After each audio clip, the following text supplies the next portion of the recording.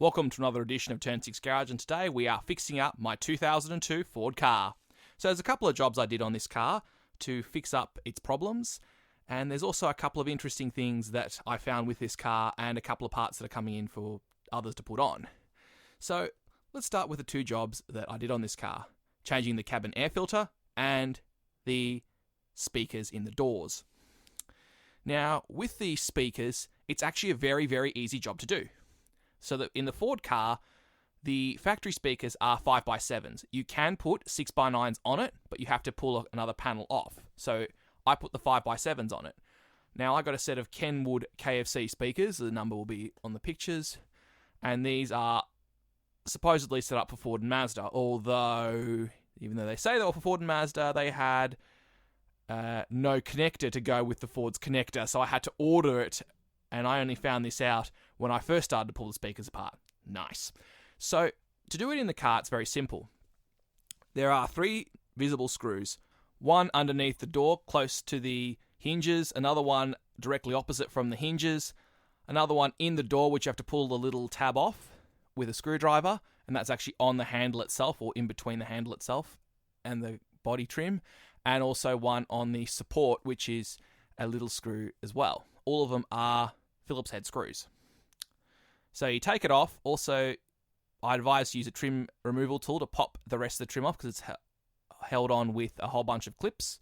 Although I think I may have broken one on the driver's side on this car because I had to blue tack it back.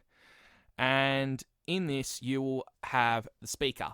It'll be revealed and you'll have to pull the speaker out from there. So the speaker is also held in with Phillips head screws, and in total there are 4 of them. So you unscrew it and you pull the connector off. It's pretty simple. So with the new speakers, there are actually 6 holes, but crucially, 4 of them match where the old speakers were. So I simply put in 4 new screws on the speakers, although I did have to use the speaker screws to help push them in, because the speakers screw and diameter to the other holes compared to the original speaker. So the Kenwoods compared to the Ford speaker have different sized holes, and that means you're going to have to push a little further in and break a little bit further into the plastic with a new screw to actually get the old screws to fit it on properly. What you do to put it back is basically the same steps in reverse. Button it up and then try it out. Now, it appears the driver's side speaker on my car hadn't worked for a very long time, because it took a while for it to actually recognize that it was working. So that was an interesting find with this car. But the new Kenwood speakers have actually improved the audio in the car quite a lot. The next job with the Ford that I did was the cabin air filter. This is hidden under the windscreen in the engine bay. And something I also found was it had a bit of water seeping into it. And that came because of the windscreen trims are, 21 years old and pretty ordinary to say the least. I even unfortunately broke part of the clip on one trying to get the cabin air filter off. So what you do is you unscrew with a Phillips head screw a little plastic piece covering the filter. You then unscrew a few more screws to then get to the cover of the filter.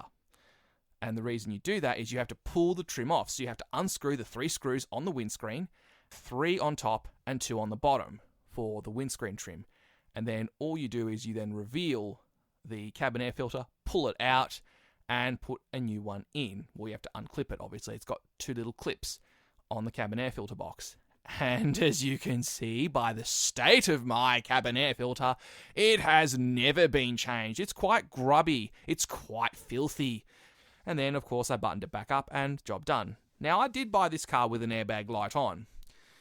And I found it quite hard to scan because it didn't really give me a code. But there is a little thing I found with it. If the airbag light on the Ford of this period flashes 4 times, stops and flashes 4 times again, you're talking about the seatbelt tensioners. More specifically, the connectors for the seatbelt tensioners. On the driver's side, there's about 2 little connectors underneath the seat. There's a little flap that you pull up and these connectors are there. Now I fiddled around with them a bit and the airbag light turned off. Interesting. So one thing I will say is if it does flash in that way, some WD-40 on the connectors seems to sort it out. If it doesn't sort it out, then you need a new belt buckle. But this one, thankfully, a bit of fiddling actually sorted the warning light out. So I did get some other things for the car that I won't be doing because I haven't got the time, and also I'm wanting someone who's actually going to do it much quicker than me, so I'll pay them the privilege of doing it, is the brakes. I'm going to give this thing a full upgrade for the brakes and the coils and plugs. Again, this is a common thing with Euro cars, and I highly doubt it's ever been changed since it rolled off the production line in July 2002 in Spain. So, thank you for watching this video, and if you'd like to see more content about the Ford car or any other interesting cars or weird cars that I've got, remember to like and subscribe.